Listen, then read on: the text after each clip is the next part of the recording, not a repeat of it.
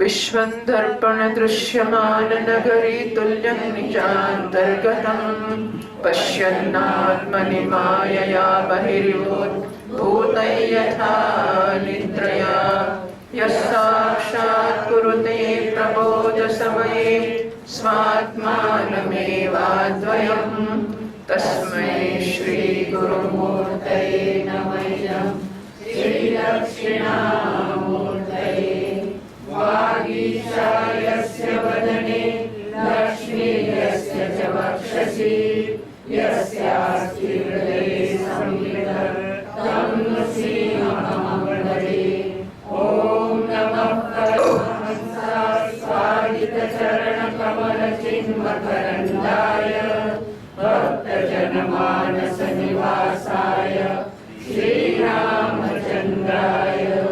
विश्वसर्गविसर्गादिनवलक्षणलक्षितं श्रीकृष्णाख्यं परं धाम जगद्धाम नमामतं सच्चिदानन्दरूपाय विश्वोत्पत्त्यादिहेतवे तापत्रयविनाशाय श्रीकृष्णाय वयं नमः। यं प्रव्रजन्तमनुपेतमपेतकृत्यं द्वैपायनो विरहकातराजुहाव पुत्रेति तन्मयतया तरवोऽभिनेदुः तं सर्वभूतहृदयं मुनिमानतोऽस्मि। संसारसागरे मग्नं दीनं मां करुणानिधे कर्ममोहगृहीताङ्गं मामुद्धर भवार्णवात्।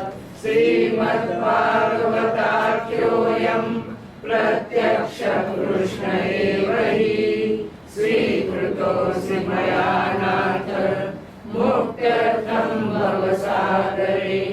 मनोरथो मदीयोऽयं सफलः सर्वथा त्वया निर्विघ्नेनैव कर्तव्यः दासोऽहं तव केशव। शुभरूपः प्रबोधज्ञ सर्वशास्त्रविशारद एतत्कथा प्रकाशेन मदज्ञानं विनाशय। जन्माद्यस्य यतोऽन्वयादितरतश्चार्थेष्वभिघ्नस्वराट् तेने ब्रह्महृदाय आदिकवये मुह्यन्ति यः सूरयः। तेजो वारिमृदां यथा विनिमयो यत्र त्रिसर्गो मृषा राम्नास्तेन सदा निरस्तकुहकं सत्यं परं धीमहि। ओम नमो भगवते वासुदेवाय। श्रीमद्भागवत महापुराणं द्वादश स्कन्धः अथ प्रथमोऽध्यायः। राजोवाच स्वधामानुगते कृष्णे वंशविभूषणे कस्य वंशो भवत्पृथ्व्याम् एतदाचक्ष्व मे मुने।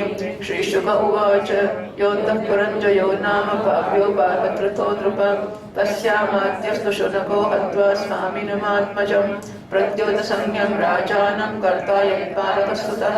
विशाखयोपस्तत्पुत्रो भविता राजकस्ततः नन्दिवर्धनस्तत्पुत्रः पञ्च प्रद्योतनानि मे। अष्टत्रिंशोत्तरशतं भोक्ष्यन्ति पृथिवीं नृपाः। शिशुनागस्ततो भाव्यः काकवर्णस्तु तत्सुतः। क्षेमधर्मा तस्य सुतः क्षेत्रज्ञक्षेत्रधर्मजः। विलिसारसुतस्तस्या जातशत्रुर्भविष्यति। दर्भकस्तत्सुतो भावी दर्भकस्याजयस्वतः। नन्दिवर्धनमाजेयो महानन्दिसुतस्ततः। शिशुनागादशैवैते षष्ट्युत्तरशतत्रयं समाभोक्ष्यन्ति पृथिवीं कुरुश्रेष्ठकलो नृपाः। महानन्दिसुतो राजन् शूद्री गर्भोद्भवो बली। महापद्मपतिः कश्चिन्नन्दक्षत्रियविनाशकृत ततो नृपा भविष्यन्ति शूद्रप्रायास्तधार्मिकाः। स एकच्छत्रा पृथिवीमनुल्लङ्घितशासनः शासिष्यति महापद्मो द्वितीय इव भार्गवः। तस्याष्टौ भविष्यन्ति सुमाल्य प्रमुखास्तुताः हेमां भोक्ष्यन्ति महीं राजानः स्मशतं समाः तमनन्दानि यः कश्चित् प्रपन्नानुत्तरिष्यति तेषामभावे जगतिं मौर्या भोक्ष्यन्ति वै कलौ स एव निर्गुप्तं वै द्विजो राज्येऽभिषेक्ष्यति तत्सुतो वारिसारस्तुतश्चाशोकवर्धनः सुयशावितातस्य संगतस्य यशस्तुतः शारीशोकस्ततस्तस्य सोमशर्मा भविष्यति शतधन्वाततस्तस्य कविता तद्बृहद्रथः मौर्यायेते दशनृपा सप्तत्रिंशच्चतोत्तरं समाभोक्ष्यन्ति पृथिवीं कलौ गुरुकुलोद्भवः अद्यावद्रथं मौर्यं तस्य सेनापतिः कलौ कृष्णमित्रस्तु शुक्लाङ्गं स्वयं राज्यं करिष्यति अग्निमित्रस्ततस्तस्मात् सुज्येष्ठोऽस्तु भविष्यति वसुमित्रो भद्रकष्टपुलिन्दो भवितानः ततो तस्मात् भद्रमित्रो भविष्यति तस्मादेव भूतिरितिश्रुतः शृङ्गादशैते भोक्ष्यन्ति भूमिं वर्षशताधिकं ततः भूमिर्यास्यत्यल्पगुणान्नृप शृङ्गं हत्वा देवभूतिं कणवो माध्यस्थकामिनं स्वयं करिष्यते राज्यं वसुदेवो महामतिः तस्य पुत्रस्तु भूमित्रस्तस्य नारायणसुतः सुशर्मा नाम विश्रुतः काण्वायना इमे भूमिं चत्वारिंशच्च पञ्च च शतानि त्रीणि भोक्ष्यन्ति वर्षाणां च कलौ युगे हत्वा काणं सुशर्माणं तत्प्रत्युषलो बलिं कां भोक्ष्यत्यत्र जातीयः कञ्चित् कालवसन्तमः कृष्णनामात तत्भ्राता कविता पृथिवीपतिः श्रीशान्तकर्णस्तत्पुत्रः पौर्णमासस्तु तत्सुतः लम्बोदरस्तु तत्पुत्रस्तस्मात् चिकिरिको नृपः मेघस्वादिश्चिबिलकादटमानस्तु तस्य च अनिष्टकर्मा हालेयस्थलकस्तस्य चात्मजः पुरीशभीरुतत्पुत्रस्ततो राजा सुनन्दनः चकोरो बहवो यत्र शिवस्वातिरनिन्दमः तस्यापि गोमती पुत्रः पुरीमान् भविता ततः मेघशिरा शिवस्कन्दो यज्ञश्रीस्तत्सुतस्ततः विजयस्तत्सुतो काव्यश्चन्द्रविघ्नः सलोमतिः एते त्रिंशत्पस्तयश्चत्वारब्धशतानि च षट्पञ्चाशत् पृथिवीं भोक्ष्यन्ति गुरुनन्दन ॐ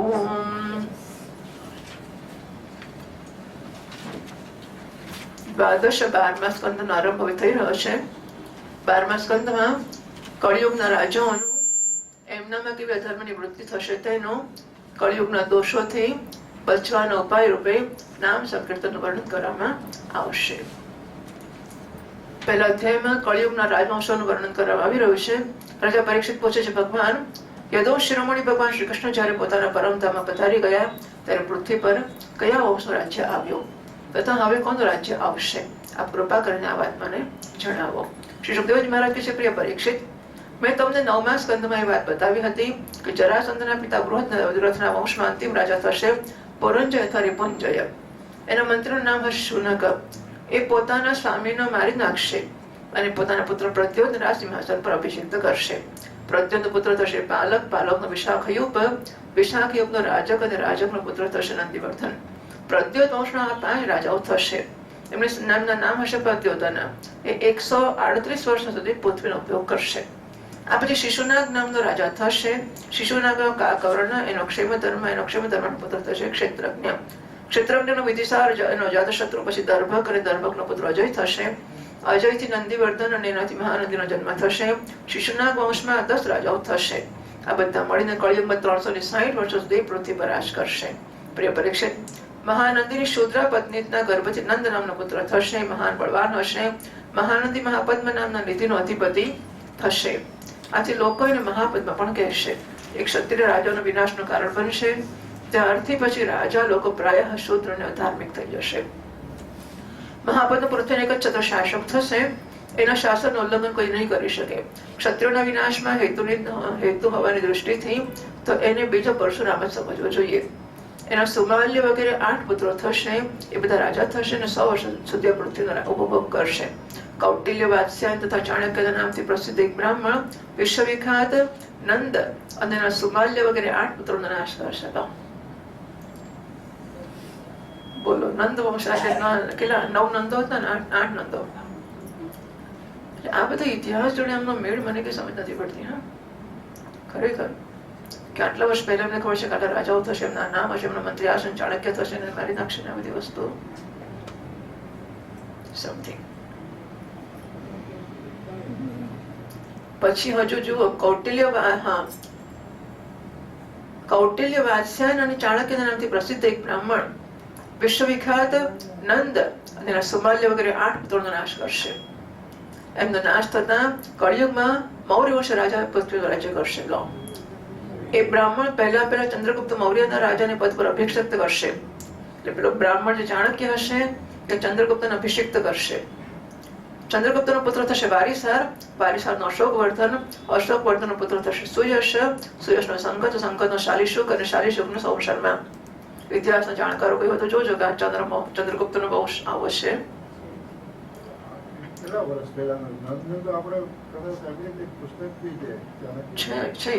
મેં તો ધૂમકેતુના વાંચ્યા છે, મૂળ ઇતિહાસમાં નથી ખબર. આ બધા નામો તો એટલે છોકરાઓના નામો મને ખબર નથી.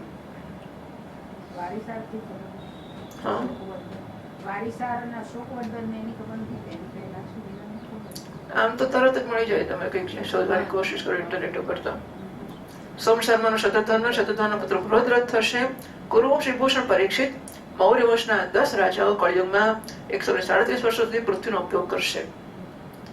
આ બધી વસ્તુઓ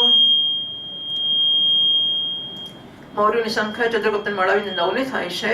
વિષ્ણુ પુરાણ વગેરેમાં ચંદ્રગુપ્ત થી 5મા દશરથ નામના એક અને મૌર્ય વંશ રાજાનો ઉલ્લેખ મળે છે. એને લઈને 10 સંખ્યા સમજવી જોઈએ. બીજા પુરાણોની જોડે પણ આ લોકોએ સંગતિ કરી રાખી છે. રિસર્ચ આપણે શું કરતા હતા, આપણા પીએચડી હોય તો કશું આની કઈ વગર પીએચડી આ લોકોએ બહુ સંશોધનો કર્યા છે. અને આપણે પીએચડી હોય કશું કરે એટલે મને બહુ ઓછો પડી જાય છે. પણ સંસ્કૃતમાં પીએચડી કરનારાઓ લખે ગુજરાતીમાં, સંસ્કૃતમાં નહીં. અને ભાગવત ગુજરાતીમાં વાંચીને પીડે, બધું એવું જાત જાતનું હોય છે. કેવા મહાન લોકો છે. બૃહદ્રથનો સેનાપતિ થશે પુષ્પમિત્ર શુંગ. એ પોતાના સ્વામીને મારીને સ્વયં રાજા બની બેસશે. પુષ્પમિત્રનો અગ્નિમિત્ર, અગ્નિમિત્રનો સુજ્યેષ્ઠ થશે. સુજ્યેષ્ઠનો વસુમિત્ર, વસુમિત્રનો ભદ્રક અને ભદ્રકનો પુલિંદ, પુલિંદનો ઘોષ અને ઘોષનો પુત્ર થશે વજ્રમિત્ર. વજ્રમિત્રનો ભાગવત અને ભાગવતનો પુત્ર થશે દેવભૂતિ. શુંગ વંશના આ 10 નર રાજાઓ 112 વર્ષ સુધી પૃથ્વીનું પાલન કરશે.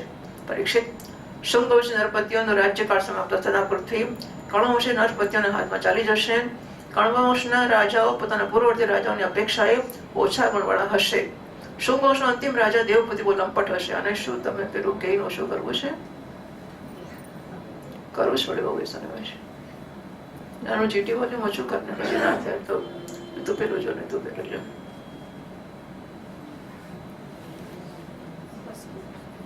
પહેલું બેટા જીટી વોલ્યુમ છે ઓછું કરવું. સોમવંશના અંતિમ રાજા દેવભૂતિ અત્યંત લંપટ હશે. એનો આ સારું છે, બરાબર. હા, ઓછું કરીને બંને સારું. ઓકે. એનો મંત્રી કણવંશી વસુદેવ મારી નાખશે અને પોતાના બુદ્ધિ બળથી સ્વયં રાજ્ય કરશે. વસુદેવનો પુત્ર થશે ભૂમિત્ર, ભૂમિત્રનો નારાયણ, નારાયણનો સુશર્મા, સુશર્મા મહાન યશસ્વી થશે. કણવંશના 4 રાજાઓ કાણવાયન કહેવાશે અને કળિયુગમાં 345 વર્ષ સુધી પૃથ્વીનો ઉપભોગ કરશે. પ્રિય પરીક્ષિત, કણવંશી સુશર્માનો એક શૂદ્ર સેવક થશે બલિ. એ અંધ્ર જાતિનો અને મહાન દુષ્ટ હશે. એ સુશર્માને મારીને થોડાક સમય સુધી સ્વયં પૃથ્વીનું રાજ્ય કરશે. એના પછી એનો ભાઈ કૃષ્ણ રાજા થશે. કૃષ્ણનો પુત્ર શ્રી શાંત કરનાર, એનો પૌર્ણમાસ થશે. પૌર્ણમાસ તો લંબોદર, લંબોદરનો પુત્ર ચિબિલક થશે. ચિબિલકનો મેઘસ્વાતિ, મેઘસ્વાતિનો અટમાન, અટમાનનો અનિષ્ટકર્મા, અનિષ્ટકર્માનો હાલેય, હાલેયનો તલક, તલકનો પુરીશ ભીરુ અને પુરીશ ભીરુનો પુત્ર થશે રાજા સુરંદન. પરીક્ષિત, સુરંદનનો પુત્ર થશે ચકોર. ચકોરના 8 પુત્રો થશે. એ બધા બહુ કહેવાશે. એમાં સૌથી નાનાનું નામ હશે શિવસ્વાતિ. એ બહુ વીર હશે, શત્રુનું દમન કરનારો હશે. શિવસ્વાતિનો ગોમતી પુત્ર, એનો પુત્ર થશે પુરીમાન. પુરીમાનનો મેદશિરા, મેદશિરાનો શિવસ્કંદ, શિવસ્કંદનો યજ્ઞશ્રી, યજ્ઞશ્રીનો યોજય અને વિજયના પુત્ર થશે 2 ચંદ્ર વિદ્યાન ડોમતી. પરીક્ષિત, આ 30 રાજાઓ 456 વર્ષ સુધી પૃથ્વીનું રાજ્ય ભોગવશે. 29મા શ્લોકથી વાંચીએ. सप्ताभीरा आवभृत्य दशकर्दभिनो नृपाः कंका षोडश रूपाला भविष्यन्त्यति लोलुपाः ततोष्टौ यवनापाव्यश्चतुर्दश तुरुष्ककाः भूयो दश गुरुरश्च एकादशैव तु एते भोक्ष्यन्ते पृथिवीं दश वर्षशतानि च नवाधिकां च नवतिं मौना एकादशक्षितिं भोक्ष्यन्त्यप्तशतान्यङ्ग त्रीणि तैस्तंसिते ततः किलिकिलायां नृपतयो भूतनन्दोऽथवा गिरिः शिशुनन्दिश्च तद्भ्राता यशो नन्दिः प्रवीरकः इत्येते वै वर्षशतं भविष्यन्त्यधिकानि षट् तेषां त्रयोदशसुता भवितारश्च बालिकाः पुष्यमित्रोऽथ राजन्यो दुर्मित्रोऽस्य तथैव च एककाला इमे भूपा सप्तात्रा सप्तकोसलाः विदुरपतयो भाव्या निषदास्तत एव हि मागधानां तु भविता विश्वस्फोर्जिस्फुरञ्जयः करिष्यत्यपरो वर्णान् मुलिन्दय द्रुमद्रकान् प्रजाश्चाब्रह्म भूयिष्ठा स्थापयिष्यति दुर्मतिः वेदिवान् क्षत्रमुत्साद्य पद्मवत्यां स वै पुरीम्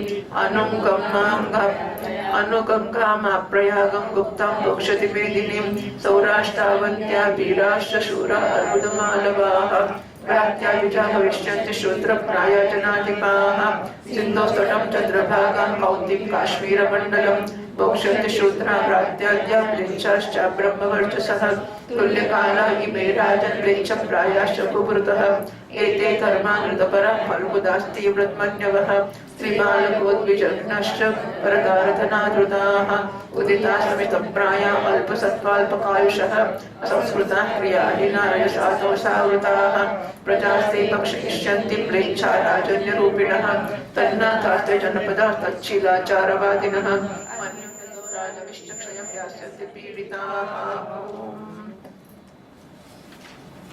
परीक्षित આ પછી અવૃત્તિ નગરીથી 7 આભીર 10 ગર્દભી અને 16 કંક પૃથ્વીનો રાજ્ય કરશે. આ બધા બહુ લોભી હશે. એના પછી 8 યવન અને 14 તુર્ક રાજ્ય કરશે. એના પછી 10 ગુરુંડ 11 મૌન નરપતિઓ થશે. મૌનોના અતિરિક્ત આ બધા 1099 વર્ષ સુધી પૃથ્વીનો ઉપભોગ કરશે તથા 11 મૌન નરપતિઓ 300 વર્ષ સુધી પૃથ્વીનું શાસન કરશે. જ્યારે રાજ્યકાળ સમાપ્ત થશે ત્યારે કિલિકિલા નામની નગરીમાં ભૂતાનંદ નામનો રાજા થશે. ભૂતાનંદ વંગીરી વંગીરીનો ભાઈ શિશુનંદી તથા યશોનંદી અને પ્રવીરક આ 106 વર્ષ સુધી રાજ્ય કરશે. એમના 13 પુત્રો થશે. બધા જ બાલિક કહેવાશે. એના પછી પુષ્યમિત્ર નામનો ક્ષત્રિય અને એમનો પુત્ર દુર્મિત્રનું રાજ્ય થશે. પરીક્ષિત બાલિક વંશી રાજા એક સાથે જ વિભિન્ન પ્રદેશોમાં રાજ્ય કરશે. એમાં 7 અંધ્ર દેશના અને 7 કોસલ દેશના અધિપતિ થશે. કંઈક વિદુર ભૂમિના શાસક અને કેટલાક નિષેધ દેશના પણ સ્વામી થશે. આ પછી મગધ દેશનો રાજા થશે વિશ્વસુરજી. એ પૂર્વોક્ત પુરંજયનો અતિરિક્ત દ્વિતીય પુરંજય કહેવાશે. એ બ્રાહ્મણ વગેરે ઉચ્ચ વર્ણનો પુલિંદ યદુ અને મદ્ર આદિ મ્લેચ્છપ્રાય જાતિઓના રૂપમાં પરિણત કરી દેશે. એની બુદ્ધિ એટલી દુષ્ટ હશે કે બ્રાહ્મણ ક્ષત્રિય વૈશ્યનો નાશ કરીને શૂદ્રપ્રાય જનતાની રક્ષા કરશે. એ પોતાના બળવીર્યથી ક્ષત્રિયને ઉજાડી દેશે અને પદ્માવતી નગરીનો રાજધાની બનાવીને હરિદ્વારથી લઈને પ્રયાગ સુધી સુરક્ષિત પૃથ્વીનું રાજ્ય કરશે. પરીક્ષિત જેમ જેમ ઘોર કળિયુગ આવતો જશે તેમ તેમ સૌરાષ્ટ્ર અવંતી આભીર શૂર અર્બુદ અને માલવ દેશના બ્રાહ્મણગણ સંસ્કાર શૂન્ય થઈ જશે અને રાજા લોકો પણ શૂદ્ર જેવા થઈ જશે. સિંધુ તટ ચંદ્રભાગાનો તટવર્તી પ્રદેશ કૌંતીપુરી અને કાશ્મીર મંડળ પર પ્રાયઃ શૂદ્રોનો સંસ્કાર અને બ્રહ્મદેશથી હીન નામ માત્રના દ્વિજોને મ્લેચ્છોનું રાજ્ય થશે. પરીક્ષિત આ બધા રાજાઓ આચાર વિચારના મ્લેચ્છ પ્રાય થશે. એ બધા એક જ સમયે ભિન્ન ભિન્ન પ્રાંતોમાં રાજ્ય કરશે. એ બધા જ પહેલા નંબરના જુઠ્ઠા અધાર્મિક અને સ્વલ્પ દાન કરનારા થશે. નાની નાની વાતોને લઈને ક્રોધમાં તમતમી ઉઠશે. આ દુષ્ટ લોકો સ્ત્રી બાળકો ગાયો બ્રાહ્મણોને મારવામાં જ નહીં સંકોચ નહીં કરે. બીજાની પત્ની અને ધન હથિયાર લેવાને ધન પડાવી લેવાને માટે એ લોકો હંમેશા તૈયાર જ રહેશે. ન તો એમને વધતા વાર લાગશે ન ઘટતા. ક્ષણે તુષ્ટા ક્ષણે રૂષ્ટા. હા, વાતમાં ખુશ અને વાતમાં નાખુશ થઈ જશે. 41મા શ્લોક.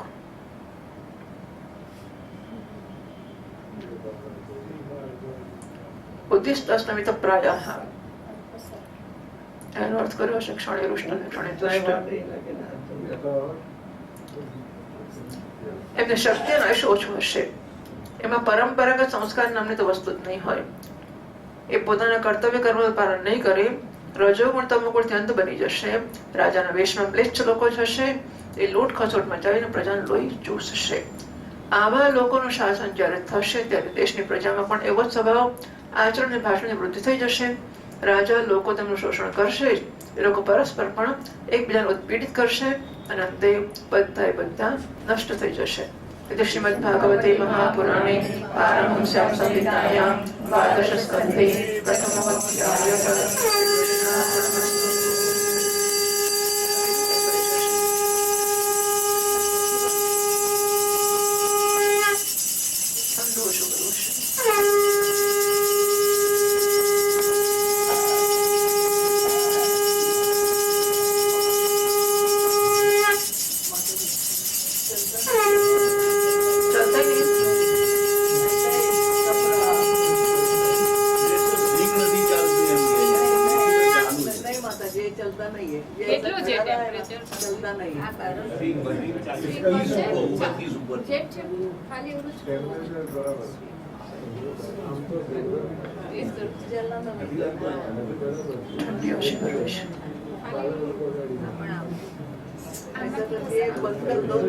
अथ द्वितीयोऽध्यायः।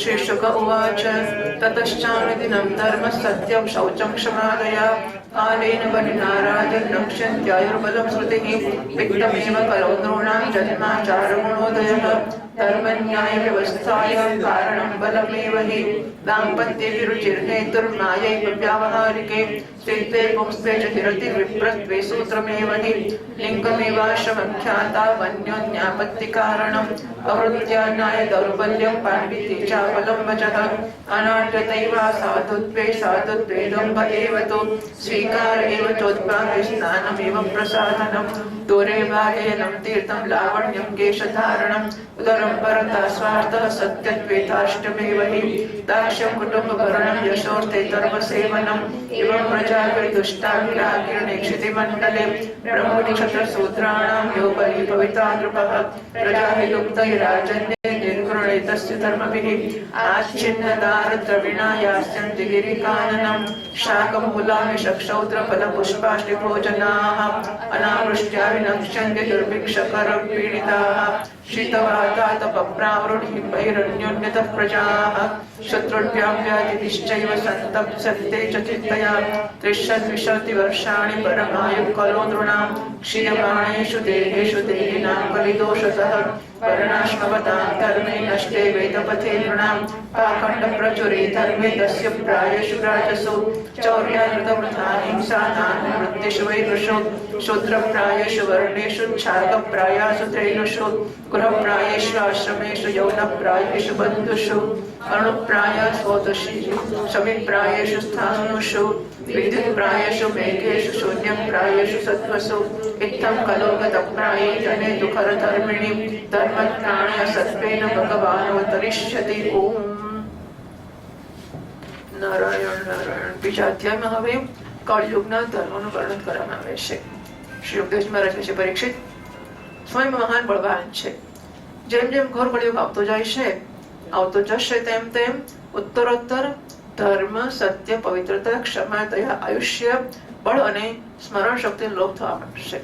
કળયુગમાં જેની પાસે ધન હશે એને લોકો કુલીન કહેશે, સદાચારી કહેશે, સદગુણી કહેશે. શ્લોક કયો છે આપણો? સર્વે ગુણાઃ યસ્યાસ્તિ વિત્તં સ નરઃ કુલીનઃ સ પંડિતઃ સ શ્રુતવાન ગુણજ્ઞઃ સ વક્તા સ ચ દર્શનીયઃ સર્વે ગુણાઃ કાંચનમાશ્રયન્તે. યસ્યાસ્તિ વિત્તં, જેની પાસે ધન છે એ સ નરઃ કુલીનઃ, એને કુળવાન કહેવાય.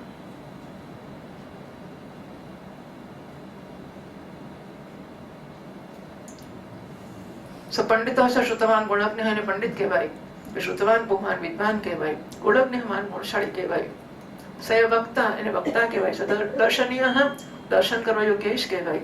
કેમ? સર્વે ગુણાઃ કાંચન આશ્રયંતિ, કારણ કે બધા ગુણો સોનામાં જ પૈસામાં જ રહેલા છે. આવો આવો શેઠ, એટલે શેઠ સાહેબ ને આગળ પાછળ ફરવા માટે ભલ લોકો વધારે બોલાય ને આપણાથી, પણ એ થી ઝેડ બધા આવી જાય છે અંદર. આની અંદર મને યાદ આવી જાય એટલે કહી દઉં છું. અખંડાનંદજી મહારાજ જયારે વડોદરામાં હતા કોઈકને ઘરે, હવે મોટા લોકો જ રાખી શકે આ બધી મોટી માણસોને, તો ખાસું ધનવાન પરિવાર હતો. કંઈક 5-15 દાડા રહ્યા, પ્રવચનો કર્યા ને બધું થયું એમના ઘરમાં. પછી છેલ્લા દિવસે અને એમની સાથે એમના શિષ્યોને બધું મોટો ગણ હોય કે બધા લોકોને એ યજમાને ચાંદીના વાસણ આપ્યા. હા, જમવાના વાસણ, આમ પેલા રમકડાના નહીં,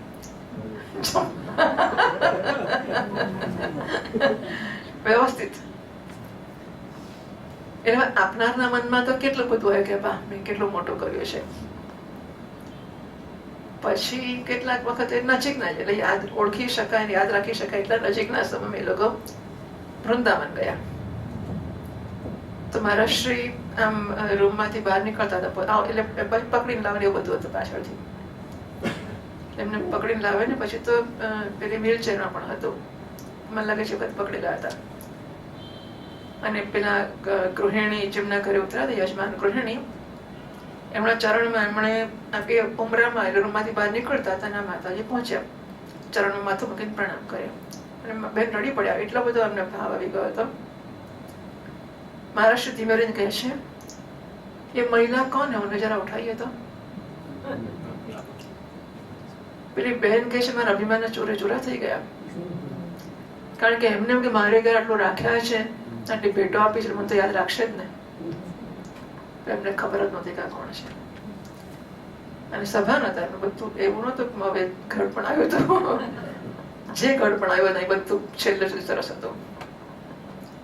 એટલે ધનવાન લોકોને યાદ ના રાખનારા પણ છે ખરા. સર્વગુણઃ કાંચનમાં આશ્રય તો ખરી વાત છે, પણ હજુ પણ ધરતી ટકી છે. હજુ વિવાહ સંબંધને માટે કુળ, શીલ, યોગ્યતા વગેરેની પરખ નિરખ રહેશે નહીં. યુવક યુવતીની પારસ્પરિક રુચિથી સંબંધ થઈ જશે. યુવક યુવતીનો તો થશે પણ જો કે મા બાપોને પસંદગી પણ નથી હોતી. પછી એ લોકો સ્વીકાર ના કરે, છોકરા બહાર જઈને બીજું બધું કરે એટલે પછી સ્વીકારી લે. પણ આવું જ થઈ ગયું છે. અને મારા કરતા તમે સારું પણ જાણો છો આ બધી વસ્તુ. વ્યવહારની નિપુણતા, સચ્ચાઈ અને પ્રામાણિકતામાં નહીં રહે. જે જેટલા છળ કપટ વધારે કરી શકશે એટલો જ એ ડાયો, વ્યવહાર કુશળ માનવ. પેલા બાકાન જવા દો ને, એને પૂછશો જ નહીં.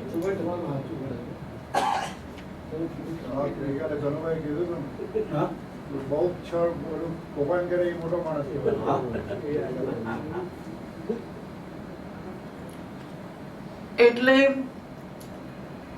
જેટલો માણસ ડાયો ને સીધો હોય એટલો મૂર્ખ અને બાઘો કહેવાશે.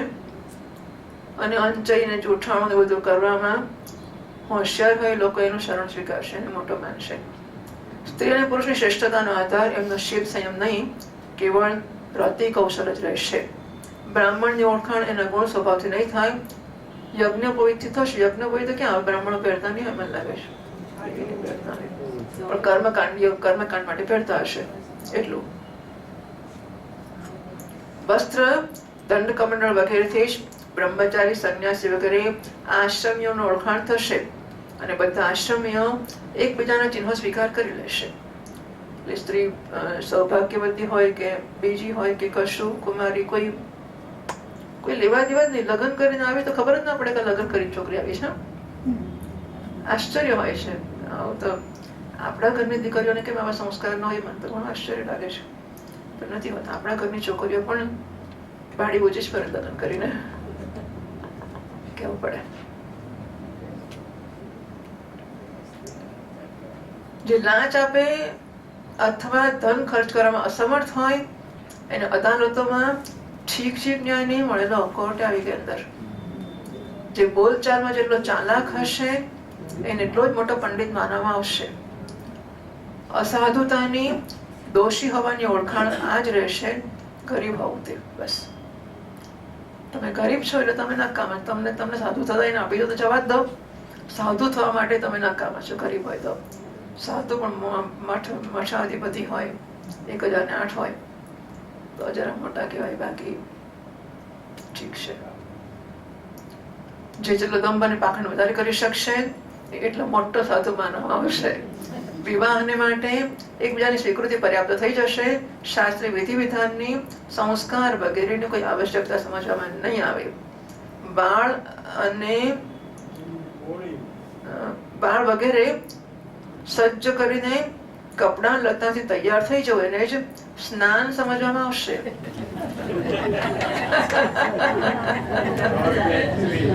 પેલા ઉઠીને કાઢ્યા મૂકેલા કપડા અને નવા કપડા પહેર્યા, સરસ ઇસ્ત્રી ટાઈટ ને બધા અપ ટુ ડેટ ફરવા મળે એટલે વટ નાવાની જરૂર. સ્વામીજી મહારાજ કહે છે કે પવિત્રતાનો જ્યાં શુદ્ધિનો ખ્યાલ છે, પવિત્રતાનો ખ્યાલ છે. બંને જરૂરના છે. પવિત્રતા હોય માટે શુદ્ધિ ના જોઈએ એવું નથી, અને શુદ્ધિ હોય માટે પવિત્રતા ના જોઈએ એવું નથી. શુદ્ધિ પણ જરૂરી છે. બટ્ટી એકને કાઢી લટકાવી દઈએ, પાછો ફરી ફેરી પાછો બટ્ટી લટકાવી દઈએ, પવિત્રતાને પકડી રાખો. શુદ્ધિની જરૂર નહીં તો ના જ ચાલે. પણ શુદ્ધિ રાખીએ એટલે ધોબીકાને દોડાઈએ તો શુદ્ધ થતું હશે, કદાચ પવિત્ર નથી થતું હોતું. એટલે બંને વસ્તુ અત્યંત અનિવાર્ય છે, આવશ્યક છે. લોકો દૂરના તળાવને તીર્થ માનશે, નજીકના તીર્થ ગંગા, ગોમતી, માતા પિતા વગેરેની ઉપેક્ષા કરશે. માથા પર મોટા મોટા વાળ, પછી શું છે કાંકુર એટલે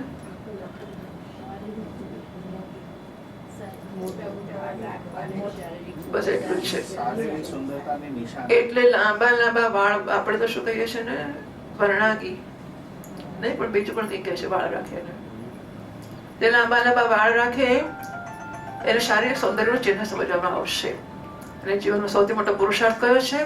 પેટ ભરવું. તે બસ પેટ તો આટલું જ હોય ને, કેટલું પેટ ભરવાનું. મહાત્માઓ કહે છે કે હવે તો બિચારા ભક્તોની ભક્તિની વાત હોય છે. મહાત્માઓ કહે છે કે ભક્તો લઈ આવે, જો ગુરુજીનું પેટ કેટલું મોટું થઈ જાય છે. મહાત્માઓ ખાય એટલે નહીં, લોકો એટલે સુધી આગ્રહ કરતા હોય છે કમ બનાવીને લાવે છે ને ઉભા છે તમે ખાઓ. આપણે મૂકીને જાઓ ને પછી અમે એટલે એમને વિશ્વાસ ના પડે કે આ લોકો ખાશે. ના જ ખાઈને મરી જાય, પેલો ખા ખા કરે તો પેલો તો ના કે અમે ઉભા છીએ, અમે દૂર ઉભા રહીશું, અમે ત્યાં ઉભા, તમે અમારી સામે જ ખાઓ. ખાઈ ખાઈને પેલો મહારાજ બિચારા વહેલો પૂરો થઈ જાય.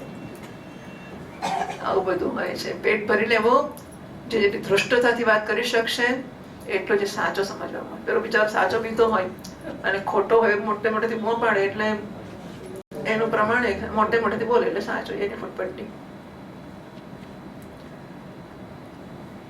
યોગ્યતા ચતુરાઈનું સૌથી મોટું લક્ષણ ગણાય એ હશે કે મનુષ્ય પોતાના કુટુંબનું પાલન કરી લેશે.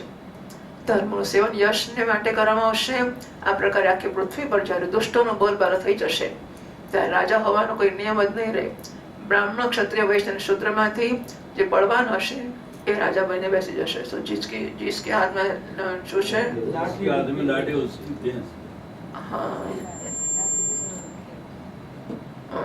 બળિયાના 2 ભાગ, પછી जिसकी लाठी उसकी भैंस. ઓકે, સ્ટમ્પમાં આવું બધું એટલે કોઈ લાયકાતનું ધોરણ નહીં હોય. એ સમયના નીચ રાજા અત્યંત નિર્દય અને ક્રૂર હશે. લોભી તો એટલા હશે કે એમના મંદિર ઉટારામાં કોઈ અંતર કરી શકાશે જ નહીં. એ તો એમાં અડધાની બેસે અડધા ત્યાં બેસે, આમને સપોર્ટ કરે આમને સપોર્ટ કરે, ચાલે. એમનાથી ડરીને પ્રજા પાડોના જંગલોમાં ભાગી જશે.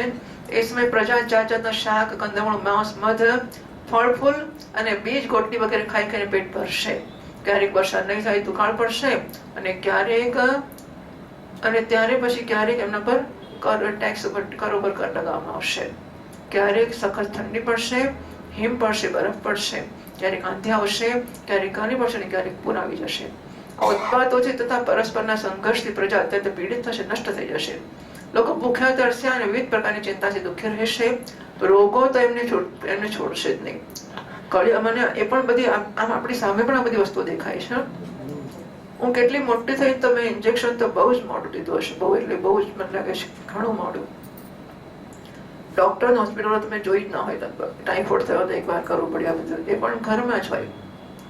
અત્યારનો કોઈ નાનો છોકરો હોસ્પિટલ જોઈ આવવાનો નહીં હોય, બહુ નાના જન્મે હોસ્પિટલમાં એટલું માફ, એ તો કાજો કે છે જન્મેલો માં પણ જન્મ્યા પછી પણ બહુ જ નાના છોકરાઓ ડોક્ટર પાસે છે, શરદીથી ડોક્ટર છે, તાવ ડોક્ટર, કેટલું બધું.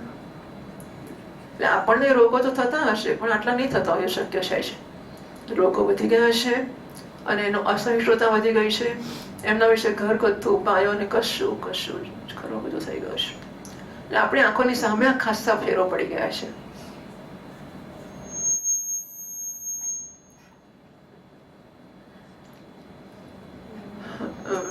રોગો તો છુટકારો મળશે જ નહીં.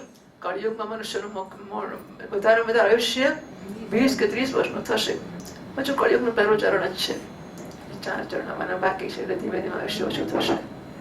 પરીક્ષિત, કળીકાળના દોષોથી પ્રાણીઓના શરીર નાના નાના ક્ષીણ અને રોગગ્રસ્ત થવા લાગશે. વર્ણ આશ્રમ ધર્મ બતાવનાર વેદ માર્ગ નષ્ટપ્રાય થઈ જશે. ધર્મમાં પાખંડની પ્રધાનતા થઈ જશે. રાજા મહારાજાઓ ડાકુ લૂંટારા જેવા થઈ જશે. મનુષ્ય ચોરી જૂઠ નિરપરાધ હિંસા અનેક પ્રકારના કુકર્મોથી જીવીને ચલાવવા લાગશે. તે શું નાનું કર્યું, વાજબો ઓછો થઈ ગયો. ચારે વર્ણના લોકો શૂદ્રની સમાન થઈ જશે. ગાયો બકરીઓની જેમ નાના નાના અને ઓછું દૂધ, ગાયો બકરીઓ જેવી નાની નાની અને ઓછું દૂધ આપનારી થઈ જશે. વાનપ્રસ્થને સંન્યાસી વગેરે વિરક્ત આશ્રમ વાળાઓ પણ ઘર ગૃહસ્થી બનાવીને ગૃહસ્થ જેવો જ વ્યાપાર કરશે. બરાબર. આ બધી વસ્તુઓ પણ તમે એટલે ઘણી જગ્યાએ સ્ટેન્ડર્ડ આશ્રમોની બધી વસ્તુઓ હોય ને, પણ આવું જ બધું હોય છે. હા, આપણેથી બોલાયું નથી પણ બધું જાત જાતનું હોય છે. જેમની સાથે વૈવાહિક સંબંધ હોય છે એમને પોતાના સંબંધી માનવામાં આવશે. અને આ બધું વર્ણન ત્યાં પેલા કર્યું હતું ને ધંધો કરી આપણે આગળ. ડાંગર, જવ, ઘઉં વગેરે ધાન્યોના છોડ નાના થતા જશે. વૃક્ષોમાં મોટા ભાગના શમી સમાન નાના અને કાંટાવાળા વૃક્ષો રહી જશે. વાદળોમાં વીજળી તો બહુ ચમકશે પણ વર્ષા ઓછી થશે. ગૃહસ્થોના ઘરો અતિથિ સત્કાર અથવા વેદ ધ્વનિ રહિત થઈ જવાને કારણે અથવા જનસંખ્યા ઓછી થવાને કારણે સોના સોના થઈ જશે. પરીક્ષિત, વધારે શું કહીએ, કળિયુગનો અંત થતા થતા તો મનુષ્યના સ્વભાવ ગધેડા જેવા દુસ્સહ બની જશે. બિચારા ગધેડાને ગાળ દેવા જેવું છે આ તો. લોકો પ્રાયઃ ગૃહસ્થીનો ભાર ઊંચકનારા અને વિષય થઈ જશે. આવી સ્થિતિમાં ધર્મની રક્ષા કરવાની માટે સત્વગુણ સ્વીકાર કરીને સ્વયં ભગવાન અવતાર ગ્રહણ કરશે. આ કળિયુગનું વર્ણન કરવામાં આવ્યું છે, આપણે જરા સાંભળી લઈએ.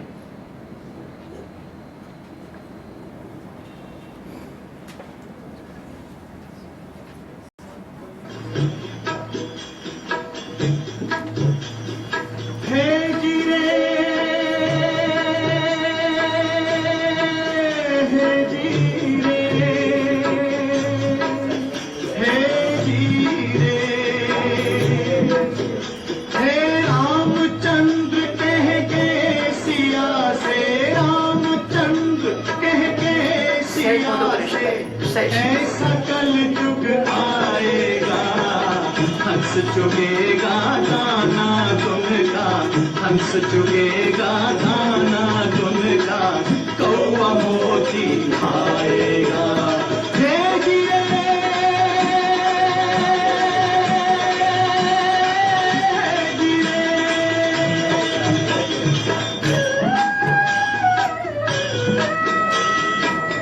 सिया ने पूछा, भगवान कल युग में धर्म कर्म तो कोई नहीं मानेगा. तो प्रभु बोले, धर्म भी होगा कर्म भी होगा, धर्म भी होगा कर्म भी होगा, परंतु शर्म नहीं होगी. बात बात में मात पिता को, बात बात में मात पिता को बेटा आंख दिखाएगा. हे रामचंद्र कह गए सिया से,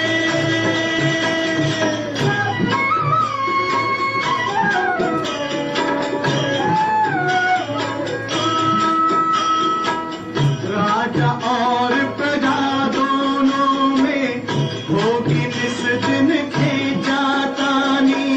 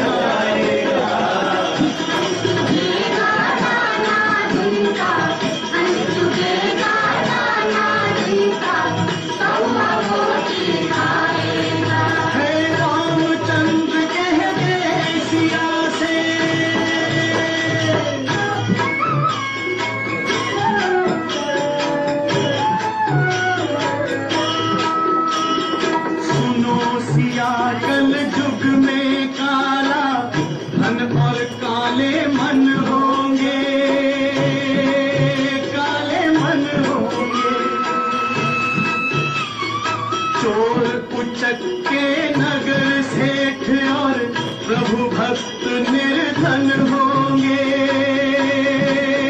निर्धन होंगे। है जो होगा लोभी और भोगी, जो होगा लोभी और भोगी, वो जोगी कहलाएगा।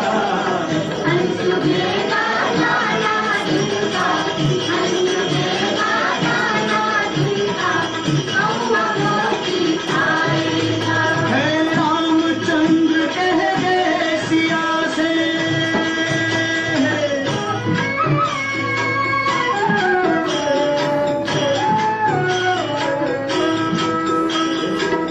मंदिर सोना सोना होगा, भरी रहेंगी मधुशाला, मधुशाला। पिता के संग संग भरी सभा में नाचेंगी घर की बाला, घर की बाला। एक ऐसा कन्यादान पिता ही, कैसा कन्यादान पिता ही कन्या का धन खाएगा।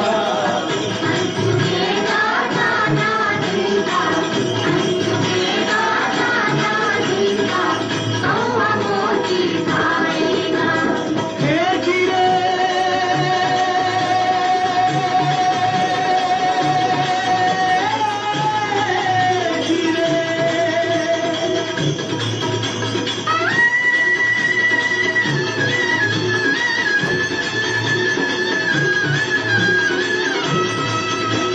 मूरत की प्रीत बुरी, जुए की जीत बुरी, बुरे संग बैठ चैन भागे ही भागे, भागे ही भागे। काजल की गोटरी में कैसो ही जतन करो, काजल का दाग भाई लागे ही लागे रे भाई, काजल का दाग भाई लागे ही लागे। हे जीरे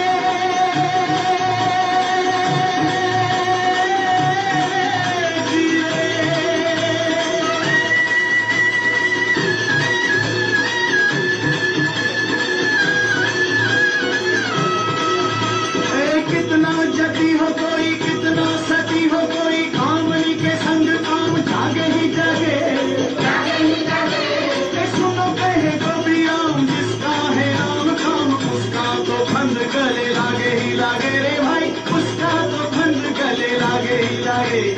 हे गिरे, हे गिरे।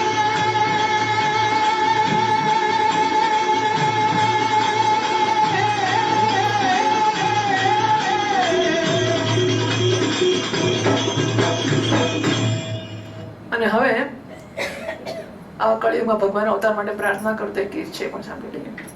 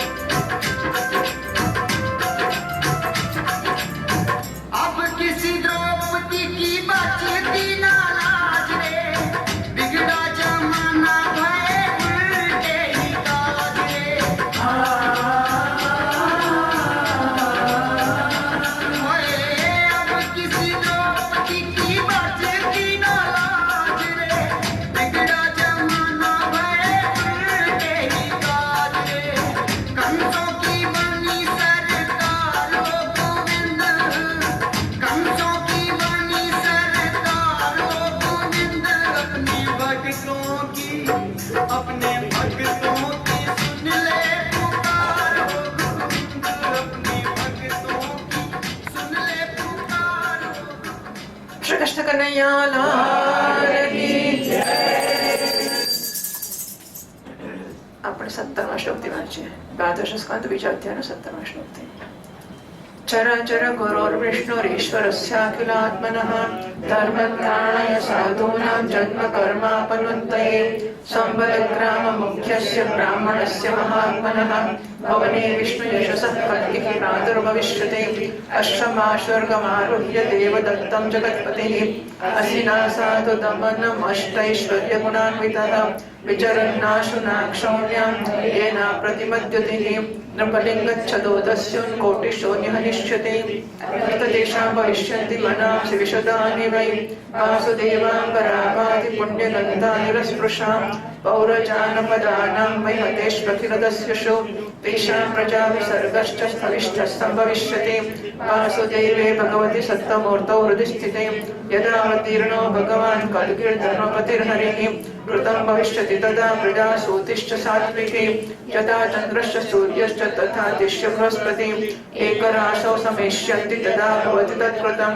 यदि तावर्तमाना ये भविष्यन्ति च पार्थिवाः तेन उद्देशतः प्रोक्ता वंशीया सोमसूर्ययोः आरभ्य भवतो जन्म यावन्नन्दाभिषेचनम् एतद्वर्षसहस्रं तु शतं पञ्चदशोत्तरम् सप्तशीनातो यो पूर्वौ दृश्यते उदितौ दिवि तयोस्तु मध्ये नक्षत्रं दृश्यते यत्समं निशि तेनैतरुषयो युक्तास्तिष्ठन्त्यब्दशतं नृणाम् यद्वदेयैर्याः काले अधुना चाश्वितामघाः विष्णोर्भगवतो भानुः कृष्णाख्योऽसौ दिवं गतः यदा विशत्कलिर्लोकं पापयेद्रमते जनः यावत् सपादपद्माभ्यां स्पृशन्नास्ते रमापतिः तावत् कलिर्वै पृथिवीं पराक्रान्तुं न चाशकत कशने यदेव श्रेयस्सप्तमखासु विचरन्तिः तदा प्रवृत्तस्तु कलिर्द्वादशाब्दशतात्मकः यथा मखाभ्यो यास्यन्ति पूर्वाषाढां महर्षयः तदा नन्दात् प्रवृत्तेश कलिवृत्तिं गमिष्यति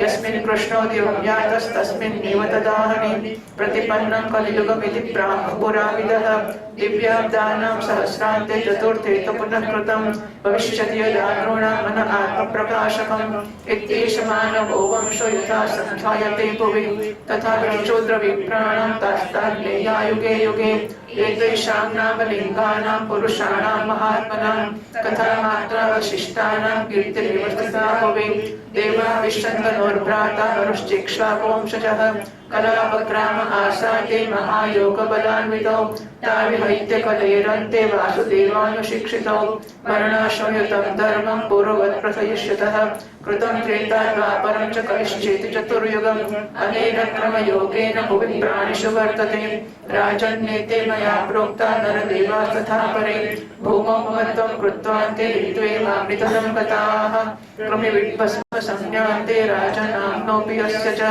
भूतदृक्तकृते स्वार्थं किं वेदेन्द्रियो यतः कथं स्ययमखण्डापुः पूर्वैर्मे पुरुषैर्धृता मत्पुत्रस्य च पौत्रस्य मत्पूर्ववंशजस्य वा तेजोबन्नमयं कायं गृहीत्वात्मतया बुधाः महीं ममतया चोभौ हित्वा ते दर्शनं गताः ये ये भूपतयो राजन्ति भुवमोजसा कालिने कृताः सर्वे तामात्रं कथासु च ओम्. પ્રિય પરીક્ષિત, સર્વાત્મક ભગવાન વિષ્ણુ સર્વશક્તિમાન છે. એ સર્વ હોવા છતાં પણ ચરાચર જગતના સાચા શિક્ષક સદગુરુ છે. એ સાધુ સજ્જન પુરુષોના ધર્મની રક્ષા માટે, એમના કર્મના બંધન કાપવા માટે, એમના જન્મ મૃત્યુના ચક્રથી છોડાવવા માટે અવતાર ગ્રહણ કરે છે. એ દિવસોમાં શંભલ ગ્રામમાં મુરાદાબાદ ઉત્તર પ્રદેશ એવું લખ્યું છે. વિષ્ણુયશ નામના એક શ્રેષ્ઠ બ્રાહ્મણ થશે. એમનું હૃદય ઉદાર અને ભગવત ભક્તિથી પૂર્ણ હશે. એમને ઘેર કલ્કી ભગવાન અવતાર ગ્રહણ કરશે. એમના ઘર શ્રી ભગવાન જ અષ્ટ સિદ્ધિઓના અને સમસ્ત સદગુણોના એકમાત્ર આશ્રય છે. સમસ્ત ચરાચર જગતના એ જ રક્ષક અને સ્વામી છે. એ દેવદત્ત નામના શીઘ્રગામી ઘોડા પર સવાર થઈને દુષ્ટોને તલવારને ઘાટ ઉતારીને ઠીક કરી દેશે. આવું કોઈ હોય તો આમ સારું લાગે નહીં? કારણ કે સામાન્ય રીતે દુષ્ટો સાધુઓને મારવું જોઈએ ને, પણ સાધુઓના પક્ષે કોઈ દુષ્ટોને મારવા નીકળતા મજા પડી જાય. ભગવાને લગભગ ક્ષત્રિયોને ત્યાં જ અવતાર લીધો. બ્રાહ્મણ છે ખરા, પરશુરામ બ્રાહ્મણ છે. પરશુરામ બ્રાહ્મણ છે परशुराम अभी भी है समाधानी ના ચિરંજીવી નથી પરશુરામ કૃપા પરશુરામશ્ચ સપ્તૈતે ચિરંજીવી હા ખરા પરશુરામ वो मैंगो साइड घूमता है बहुत लोग ने देखा उसका ये અશ્વત્થામાં वहाँ देखते हैं लोग ये भगवान सुरपाणेश्वर में सुरपाणेश्वर परशुराम मैंगो में પરશુરામ ચિરંજીવી છે ખરા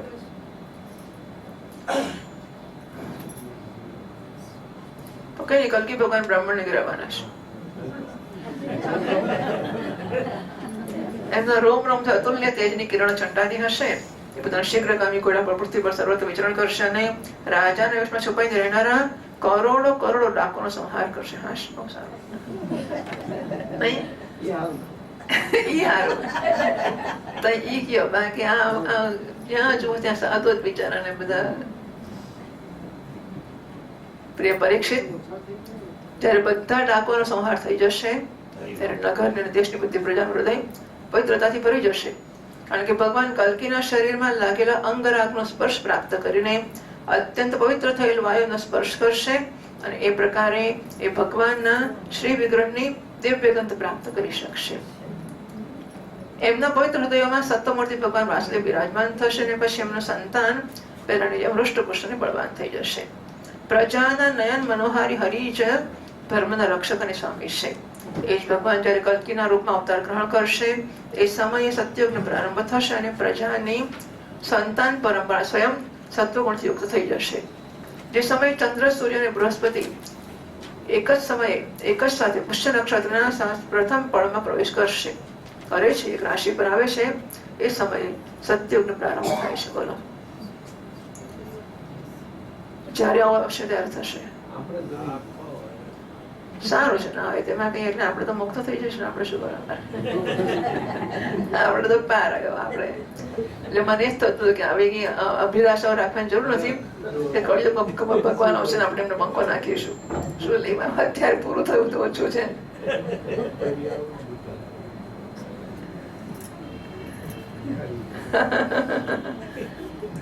પરીક્ષિત, ચંદ્રવંશ અને સૂર્યવંશમાં જેટલા રાજા થઈ ગયા અને થશે એ બધાનું સંક્ષિપ્ત વર્ણન મેં તમને સંભળાવ્યું. તમારા જન્મથી માંડીને રાજા નંદના અભિષેક સુધી 1115 વર્ષનો સમય લાગશે.